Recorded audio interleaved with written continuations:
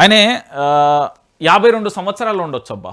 కానీ ఆయన జీవితంలో గెలిచి ఓడిన ప్రజల గుండెను మాత్రం గెలిచేసాడు. ఆ అడుగులో అడిగేసి వాళ్ళందరూ కూడా నడిచిన. ఇప్పుడు ఇలా 1వ తారీఖు ఆగస్టు 6వ తేదీన పెద్ది సుదర్శన్ రెడ్డి జన్మించిన తేదీ. 1974 ఆగస్టు 6న వారు జన్మించారు. నర్సంపేట పట్టణానికి ఎంత అంటే ఏ నియోజకవర్గంలో జరగని అభివృద్ధిని కూడా తీసుకొచ్చిండు.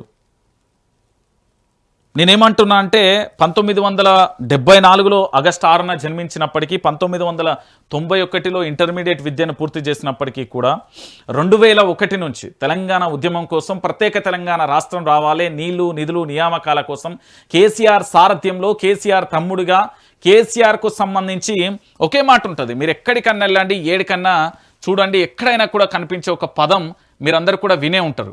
ఏంది అంటే పెద్దసారు చెప్తాడు. పెద్దసారు అంటే కేసీఆర్ చెప్తాడు అంతే, కానీ పెద్ది దాన్ని చేసి చూపిస్తాడు.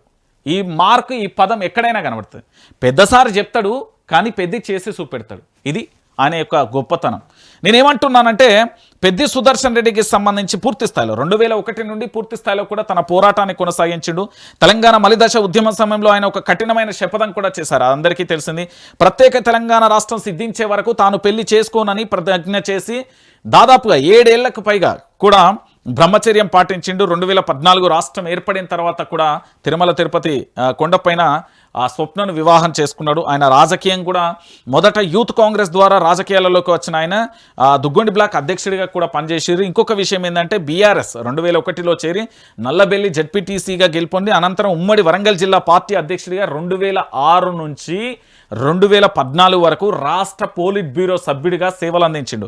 2016 నుంచి 2018 వరకు తెలంగాణ రాష్ట్ర సివిల్ సప్లై చైర్మన్గా కూడా బాధ్యతలు నిర్వర్తించిండు. 2014 అసెంబ్లీలో ఓడిపోయినప్పటి నుంచి 2018 ఎన్నికలలో నర్సంపేట నియోజకవర్గ అభ్యర్థిగా భారీ మెజార్టీతో తొలిసారి అసెంబ్లీలో అడుగుపెట్టిలు. మళ్ళీ 2023లో కూడా ఓడిపోయిన పరిస్థితి కనబడుతుంది.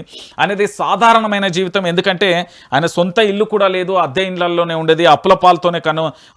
అప్పులతోనే కనుమూసిర్రు అంటూ కూడా జరుగుతున్న అంశాన్ని కూడా మనం చూసాం. సో పెద్దికి సంబంధించి పూర్తి స్థాయిలో కూడా ఏ ఎపిసోడ్ చూసినా ఎక్కడ చూసినా ఒకటే అంశం కనబడుతుంది.